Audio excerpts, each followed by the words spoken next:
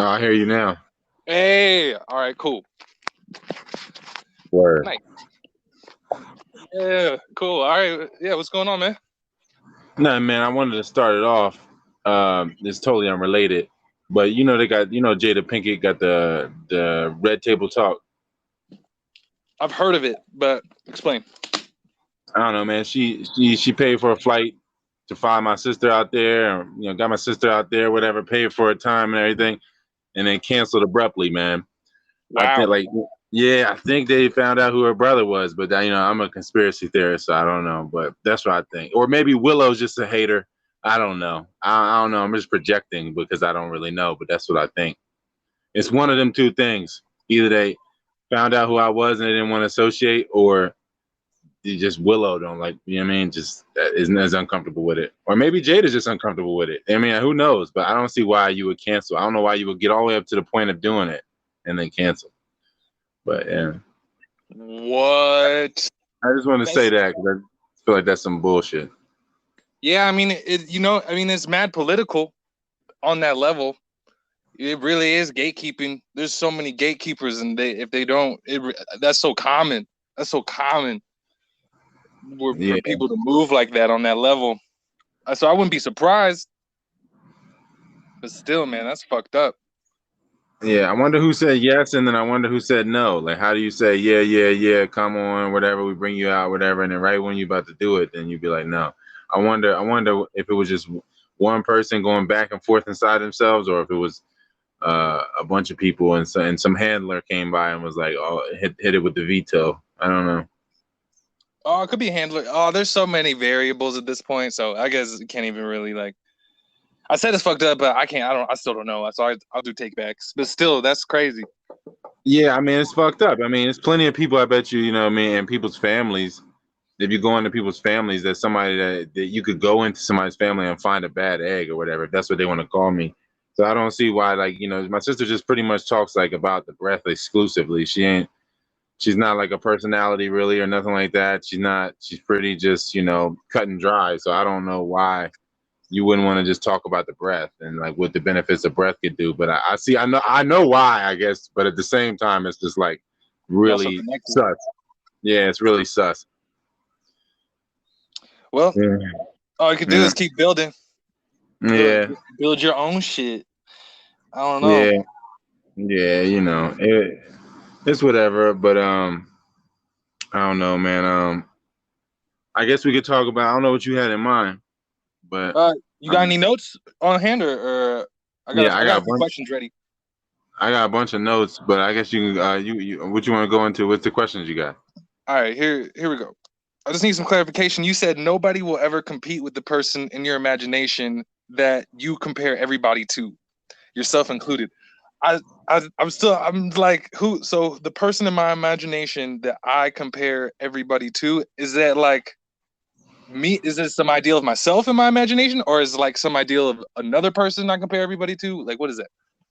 I mean, it's like a little bit of both. Like you gotta you run into a member of the opposite sex or whatever, what have you. You run into a woman and you like, you just compare her to an amalgamation of all the good qualities of a woman in your mind. It's like this woman in your mind does not exist.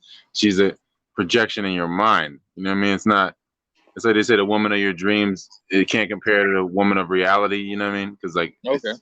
one is real, and like it's just kind of the same thing as far as applying to you. Is like your concept of yourself or whatever is not yourself.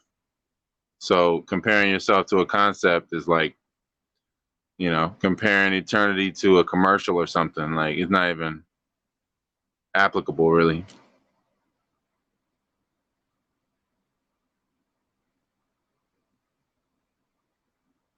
Hello? Damn. Oh, can you hear me now? Yeah, I hear you now. Okay, okay. Well, I was just dang. It must be when I click off the app. I'm gonna try one more time, but if you can't hear me, let me know. All right. Can you hear me? Yeah. Okay, cool. So it was specifically the idea of success to a parasite is very narrow. very limited, so it is never truly met, and rapid deterioration follows when there is no mark of progress in daily life. The opinion of success gets in the way of actually succeeding. So it's like the same thing. Yeah, it's like when there's high ideals, when there's high expectations, there's low results type of thing. I mean, because if your expectations are high, then you're that is the concept of what's supposed to be, and then what unfolds is what is. So you're always going to have low results, even if they are good results. You're always going to be like, nah, it's not good enough, because you're visualizing what isn't instead of what is, and comparing the two. But not, and at the same time too, parasites, I feel like, that it's like the Bible verse, where they say like the parasite is like trying to mix iron with clay, when the parasite tries to latch on and graft to the grapevine, it's like iron and clay, they'll never stick together. They can try to make them stick together, but it's like oil and vinegar. Like at some point they're gonna fall apart. But the parasite, I guess, isn't looking at it like I don't need eternity. I just need like 70 years so I could figure out which next host to jump to, I guess. That's so. Yeah, I guess either way you can look at it, like the parasite looking at it in a rudimentary way, like a short-lived way. Like, I'm not trying to have eternity. I'm just trying to get these 70 years to try to jump on to something else for another 70. Just get them to waste their time. Yeah. In there. Yep. Yeah. I mean, it's an aha moment for me, because it really is like, I don't know, if I'm not specific about my goals or whatever I'm doing, it's like, how can I even do anything properly? Because I'm not able to make any progress, because there's nothing to make progress relative to. And so that's like this loop that's there just running in place, and that's how that time gets wasted for that 70 years. Yeah, I guess it's just more so. Yeah, I mean, it's more so, I guess, about the process being the goal in a sense, where you're like, the presence is the goal. So it's like, what, as long as you maintain the presence, then you're inevitably moving forward one way or another. If you're being present in whatever you're doing, then it's like impossible to not learn or to not realize. As long as even in conflicts or whatever it is, as long as you stay present, you're gonna realize something. Learn yourself somehow. That's how I've been looking at it. I've been working at it like it's sort of like, to make it binary and clear. It's either being you oriented about the process of getting a product, or you just oriented on the product. It's like process orientation or product orientation. And yeah, that's really what it is. Once you switch to just being in the process and just doing everything for the process, then you really can't. It's like impossible to not progress, I guess. Yeah, I don't see like how you would get anything but what you give. So if you're present in the process, you're gonna produce things that create more presence. But if I was trying to get the product, I'm just chasing my tail. Yeah, then it's just like all ends justify the means type of stuff, and then the means end up being, whatever. They might not. That stuff might be in alignment, might not be, but it's not gonna be consistent because it's not consistent presence. It's just like pretty much all goal oriented instead of like, it's all getting to a point instead of in the point being present. Arriving. Yeah. Yeah. So I guess you got to leave it to arrive, I guess, in that way. So I guess it's what gets kind of caught up in the separation thing.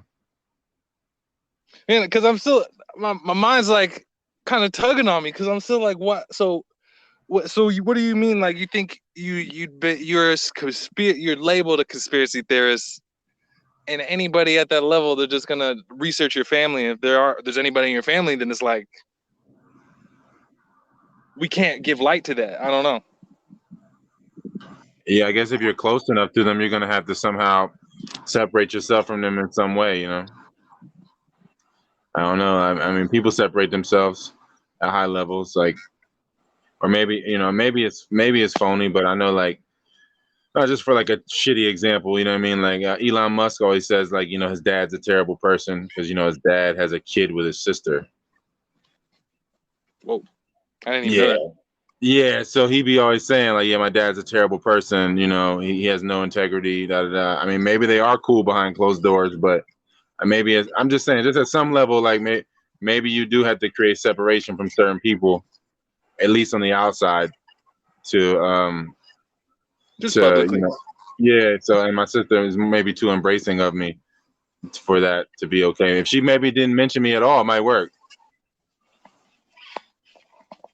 That shit crazy. I'm seeing it Yeah. too. Because I'm facing a lot of fear. Okay, let me know if you still hear me too. I'm going off the. You still hear me? Yeah.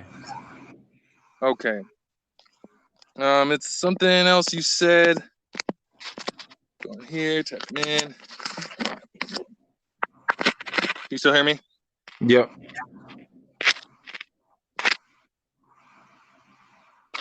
So. Oh yeah. So growing up is not being afraid of being afraid. As you mature, you realize how much fear is embedded in your body, and you realize so just from there. I'm not going to read the whole thing, but that's what I'm facing. It's like I feel like all the consumption I've had of like if it was cannabis or like dehydrating foods, for 2 decades, it's like this momentum of this fear that's been getting stuff down there. I'm just facing it. It comes up in these sober periods because when I'm not smoking or doing anything, I'm just getting. Lost you. Can't hear you. I guess you stepped out of the app.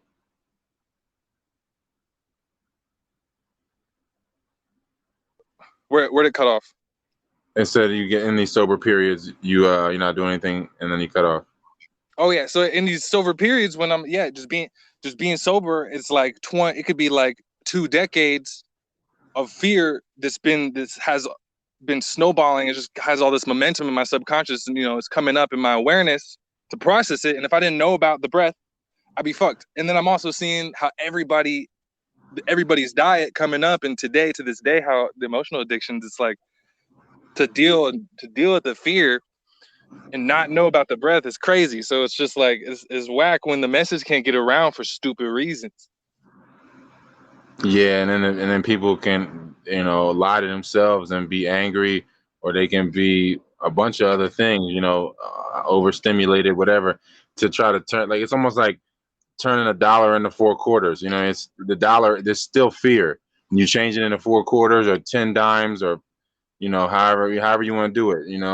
It's gonna still 100 pennies. It's still fear, whether it's anger or one of these other things. You know what I mean? Whether it's lust, is still fear. All of that is still fear. Greed, it's just changing the dollar into different change and calling it a different name, but it's still fear or whatever. Or pride, the same thing. However you want to look at it. Shame, pride, and shame. Like I said, it's the same thing. You can't really separate it. It's just like immature. Pride is just like immature shame, and shame is just kind of like fear. You know what I mean? I don't know how to separate the things. They're kind of the names are kind of just like, I guess, just different monikers of the same thing. Like like rappers with 9 names. You know what I mean? Like Method Man calls himself Hot Nickels and all them things. You got all them different names, whatever. Yeah. Yeah, that makes sense. You still there? Yeah. All right, yeah. Yeah. Oh, okay. It's crazy, man. I don't know. Like the being suppressed thing is real, man. It's like really being born. It's almost like going through the birth trauma again. Yeah, In that's a what I'm sense, like, facing.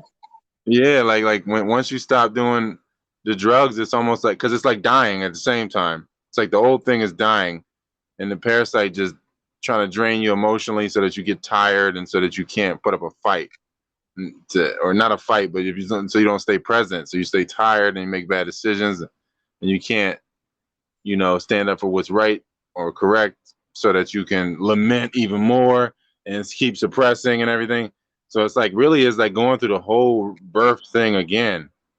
And if you had a bad birth trauma, which most of us, I feel like, do, be in the hospital births, a lot of us, it's like, any circumcisions for males or whatever, vaccines and all that stuff. Like, it's again, it's kind of like coming into a place on the first day, like your first day of work, and then getting mutilated in your genitals and stabbed up. So if that's like your idea of the beginning of things, then when you stop getting high and stuff, and you beginning a new life, which is kind of like the old original life. It's like revisiting all of that. It's like the same feeling. I feel like it's like death, birth, but them shits is just crazy traumas. And then the birth trauma is probably, it's probably all one thing in a sense, like not being separate, like dying traumatically, living a shameful or prideful life or whatever, or not fulfilling the purpose or whatever, or just being traumatized, whatever, however it happened, getting traumatized into death. And then you weren't born traumatically. And so, yeah, birth and death just carry that same trauma. So whenever you ending or beginning something, this is like the same thing. They're like two ends of the same spectrum. Whenever you're going through that process, it's just like a lot of fear being invoked there. And then in life, it'll play out in different shades of the fear. Yeah, it's like if you got your 20-year-old birth, your 30-year-old birth, your 40-year-old birth, or whatever, whatever's relative to it. You're not coming out the pussy, but you're basically like coming out the fear. So the fear is like being a pussy. So it's like, however you want to look at it, you know what I mean? You're being a pussy to yourself, not like you're a pussy to somebody else or whatever. It's like, come on, you're like, why are you scared of yourself? For real. And that's there. It's just so it's not really facing the fear, it's just facing yourself. Yeah. It's just so much association with the self. Like it's kind of like God, you know what I mean? Like, if you've been living wrong, you're like, fuck, I don't want to see God or anybody. Let me see anybody but that motherfucker right now. Like, it's like if you get a bad report card or whatever, and you got to go home and your parents are going to beat you or whatever it is, you're like, fuck, I do not want to see God right now. I don't want to see myself right now. So I think it's like the same. That's why it's like, I feel like that's when it's like a trance to get deadlocked in like emotional reaction. Like if it's like arguing with people or just hyper fixating on negative shit in general. That's just, that's like the opiate when you don't want to see God like that. Yeah, it's like, because like, would God even argue with you? God just would constantly just show you in new ways, probably not even necessarily new ways, because like they probably don't have to reinvent some new shit. It's just gonna show you some old ways in a new outfit or whatever. But God's not gonna argue with you. He's gonna constantly, or creator within you, however you want to look at it, is not gonna argue with you. It's gonna be like, oh yeah, well here's the evidence, here's the evidence, here's the evidence, and then you're gonna have to just ignore and suppress to not be in contact with self, to block that out, or you have to accept it. And it's not just getting high either, because it really is like just the foods in general, like emotional eating in general. That's just what it's just that, and then actual drugs themselves. Like that's all that people are really like interested in on Earth right now, it looks like, or I don't know. Yeah, man, like I was saying, man, about like the clones don't want to be here. The parasites don't want to be here, in a sense. Like Agent Smith doesn't want to be here. The whole system is built on escapism. Motherfuckers do not want to be here. So yeah, I feel like it's almost like playing a movie or a song that you heard before, and the next 3 minutes or next 3 hours are gonna go a way that So you eat this food at noon or 3 o'clock or 6 o'clock or whatever, and now you feel like instead of just being. And you know what I mean? Like the Lao Tzu thing when he said, when I step away from who I am, I step into what I might be.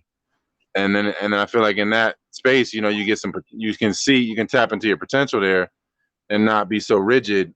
And you can see, like, oh man, I might not be evil, or I might not be this. And then you can start to get into your real nature, and then away from the conditioned nature, and then the genetically conditioned nature, whatever it is, all of that stuff. You can get away from that if you can just step out of those concepts and, really see what is, really that's real sobriety, is just seeing what is.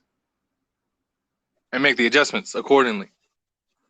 Yeah, and just undoing, just so much of it is way wu way, man. It's such a common theme. It's just like, just not doing, when it feels like you really want to do something. A lot of the times they'd be like, man, why?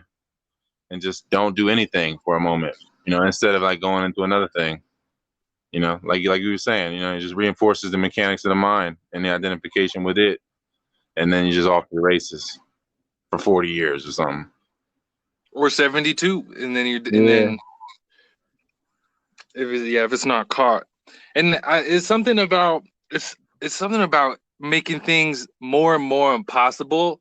Like you make it impossible over time. Like the more aware, the more you catch it and write it down, it makes it more and more impossible to actually fall into that later on. Yeah, the more that you remember your dreams and you can write them down and map them out to the point where you don't have to write them down no more, and then you don't see the separation, I think then yeah, then you're in that space where you're just being, you're in that not space where there's no separation. See there, and that's it. That's like death, you know, or being it, because from there, I feel like if you're dreaming on that level, then you can do things. You could travel, or you could just have experiences in other places, because that's you kind of become like a portal at that point to other aspects of the cosmos. Yeah, right. You become like a black hole in a good sense, where like, you can attract beings to come and repair the timeline with you, or manifest, however you want to look at it, manifest, attract, or whatever. Yeah.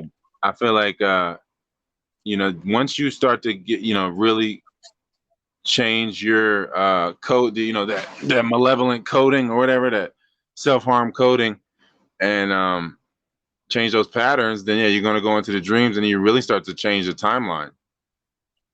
Yep. I really feel that's the only way, you could do that, like, because it's just going to loop back in some new translation, and that's how and it's just going to be, so like if you go back into like 1812 and you change something during the War of 1812, and then when you was around then maybe, and then now it'll just like throwing yourself an alley-oop now, like where it'll come to you. You're going to come to it in your regular life now, and it's just going to be the new translation of the same thing, but you already did it.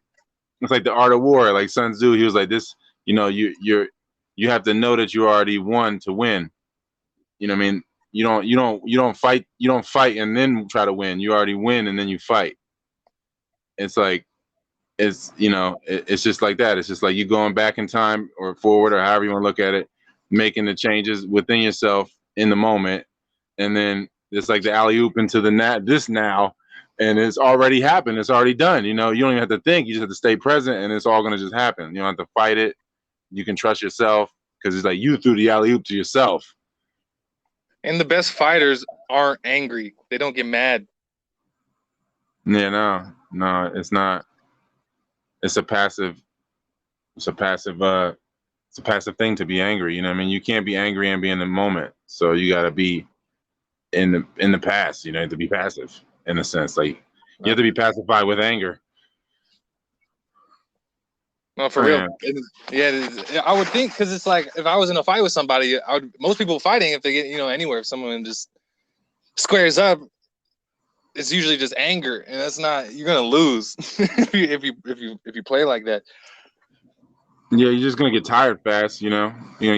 Even if you do win, you're gonna get tired fast in life. Like you're gonna win in a fight that you probably shouldn't have fought, and then now somebody bigger than you is gonna do what you did to them. And then it's just just keep that cycle going, the bullying cycle. Yeah, I wonder who the biggest bully is, man. I can't even wonder. I'm not gonna investigate. Never mind. But still, Napoleonic motherfucker. It's probably the smallest fucking amoeba motherfucker in life. Yeah, I could see. Yeah, I see that. Like the Wizard of Oz. He's all small behind the thing. That's fucking crazy. Yeah. I don't know. I really feel like that's a dope intro. To keep it personal. I feel like, man, I wanted to go into these worldly things. Yeah, for sure. Man, there's so many notes I got here. I don't know. Maybe we'll get to whatever makes sense for the time. But like, I know you've seen that No Force on Flat Earth, man. I watched it years ago, and this Russian dude was saying it, and that shit was miserable to watch. But I suffered through it, and I found that because I was trying to show it to this chick, like, I was like, look, man, you ever seen No Force on Flat Earth? And I was like, damn, we might have to watch this insufferable ass video. But then I found that woman, that American woman saying it, and I was like, oh, it's not so bad. So I re-uploaded it like that, and like, I feel like, man, you know, that no force on flat Earth. It's a few things I feel like that people need to get acquainted with, and then they can get a decent picture of what's going on. Like they don't have. It's not like it has to be concrete or exact or nothing, but I feel like just these concepts can kind of bring light into what is, like what's really going on or what's really what is.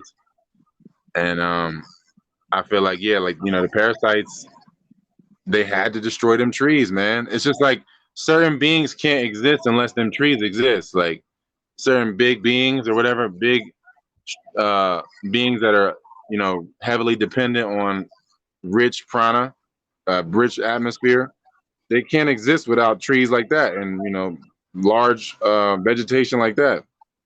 So it only makes sense to me that the parasites would be like, well, we have to destroy all of this, because only way for us to exist is if we destroy all reminders of self. And these trees can't exist. We can't coexist with these trees. And then, so you destroy the trees, you destroy the original people, which is like human trees. You destroy, like, you know, you take away the topsoil, rip away the topsoil of the people, you know, which is, you know, would be the aboriginals or whatever. You displace the soil, displace everything. I feel like that's pretty much what would happen. You know, that's the nature of the unnatural in a sense. Like, uh, it's just, you know, it makes sense. You know, it doesn't make sense like what you want to do, but it makes sense that the parasites would do that. I don't see why they would even. You can't let anything exist. It's like if you commit a murder, you can't let any bit of evidence come up. See, I'm looking at this mountain, and it just with trees on it. And with this, you bringing this up, it's like moss. Yeah, These trees are like moss. yeah, they're like almost like blades of grass or something. They're almost, yeah, they're like weeds, man. They're like moss is probably, yeah, moss probably a better example. It's like really nothing compared to it. And like you look at it like, man, no, like you said, no forest on flat Earth. It was like all the trees are cataloged. You look at all them photos from the 1800s, man, of California. They logged all this shit for firewood. You know, Britain logged all of Western Canada. It was bald, man, because they were making ships. They logged all of Europe. They're using firewood and making ships, and they logged all of that shit, man. Then they reforested, and I don't, you know, what I mean, I feel like those trees are like genetically altered because they couldn't have a forest that was emitting a frequency that was, you know, in the likeness of the creator, because it's almost like a horror movie. It's like you go into a forest and it's like, oh, this is great, this is a relief, you know, this is a nice environment. But if you're not in tune with nature, then that shit is the frequency that's coming off of it might as well be like evil whispers in a movie. You know how like they always have like the ghost whispers or whatever, you know, when people are being haunted. I feel like that's probably how it feels, you know, when you're a parasite and you in a natural environment. It just feels like, you know, an attack probably. I can see that. And then the other video you posted was called, but it was when they were these incubator babies. It was talking about the incubator babies and shit. Yeah, man. Like, it's nice because I was talking to Pharaoh about this. You know, it's nice that the guy puts the photos in there with it. You know, because like my imagination is one thing, but it's nice to get like more concrete photos of it because, um, uh, like Pharaoh was talking about it. He was like, you know, there was harems. You know, like in the Middle East, in the Ottoman Empire and stuff, they had these harems where you put your concubines. They live in this place as a harem or whatever, and then you breed in there. They have the babies. They all have the babies in this place. But like, I feel like, yeah, like, you know, in these videos, I posted one today too. It's just basically like you do the selective breeding or whatever, the Yakub process, in a sense. You got these harems, and then you're basically creating all these clones. And then some of the clones, you make them privy to the knowledge itself or whatever, to the history, the true history. And then you're just training them to train the next batch of clones. And then they're training the next batch of clones, and they're training the next batch of clones. And like, you're looking at all of these institutions in America that we know, we don't call them castles, but they're basically castles. Like, they're all insane asylums. Like, there's an insane asylum in Morristown, New Jersey. There's an asylum in Napa, and they're like fully functional, closed network cities. that are like all one building, and like all of the universities that got all the old gargoyles and shit on them, all the old prisons and stuff. We don't look at them like castles. We've been trained to look at them shits like something else, but they don't have. They were originally built with no bathrooms. And you look at these pictures of like Chicago and all of this stuff. They got.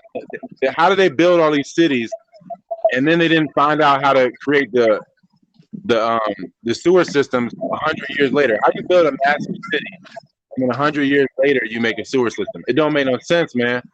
These are Breatharian cities, and the reset happened. The reset happened like I think like I said, and No Force on Flat Earth, they said it was nuclear war in the late 1700s or early 1800s, some type of massive war, whether you call it nuclear or whatever. I think it was, it was definitely some type of war in the late 1700s, early 1800s. There was some type of massive fallout, and then yeah, like they took over them cities, they re-inhabited them cities, man. The parasites took over all of these places that were breatharian strongholds. There was just people that was living more harmoniously. That's why they didn't have no bathrooms, they didn't have no sewer systems. It don't make no sense that Rome had aqueducts and sewer systems supposedly hundreds of years ago, and then now in Chicago in the 1800s, you built a city in the early 1800s supposedly, and then you have sewage waste problems in the late 1800s. It doesn't make no sense that they had to rebuild a sewer system. Like, how do you build a city with no sewer system? How would you not do that? Like, how would you ever? It doesn't make any sense. Like, it's like you never shit or piss. yeah. So they came in and they took them cities over. And you look at all like it's so many accounts of fires in all of these cities, you know what I mean? And on Ellis Island and everything, when as far as all these immigrants coming in, they lost all these documents supposedly. These motherfuckers, they was doing the grafting process in these harems, and they were probably doing it in Scythia, and then them shits they took over. They came and started taking over. They took over Russia. They took over all these places was dark lands. You know what I mean? These are dark people that built these structures, and probably a deluge probably happened at some point. I don't know how you fit that into the history, or if that happened because of some type of massive explosion creating a tidal wave. I don't know, but either one way or another, you had this massive breeding of people that created these supposed orphans, but there's probably just incubator babies. You know what I mean? They just was grafts that was created and then injected into the human species, basically. Now people don't know that they was grafts 600 years later. You don't know that you was an incubator baby, or 200 years later, whatever. You don't even know that you was an incubator baby. How would you know? You was an orphan. Your great great grandfather was an orphan. Who's you now? You reincarnated, and now you just think you're a human because you bred through these humans for the last few hundred years. But you're really just an injection into the system. Like, that's not supposed to be there. That's pretty much just like an open window for somebody that wants to manipulate the system. And like, they basically they took over all of them old buildings, man. Them old asylums and shit. They took them shits over, and the insane asylums were orphanages. Why would you put an orphanage with an insane asylum? Why would you make those one building? So I feel like the whole thing was just to re-indoctrinate. They had to create a whole class of people to repopulate, and then re-indoctrinate all these people, and then they repopulated the world in a sense. I don't think the census is true. I don't think that the numbers are correct about how many people there are. They're constantly saying that there's too many people. They've been saying it since Thomas Malthus.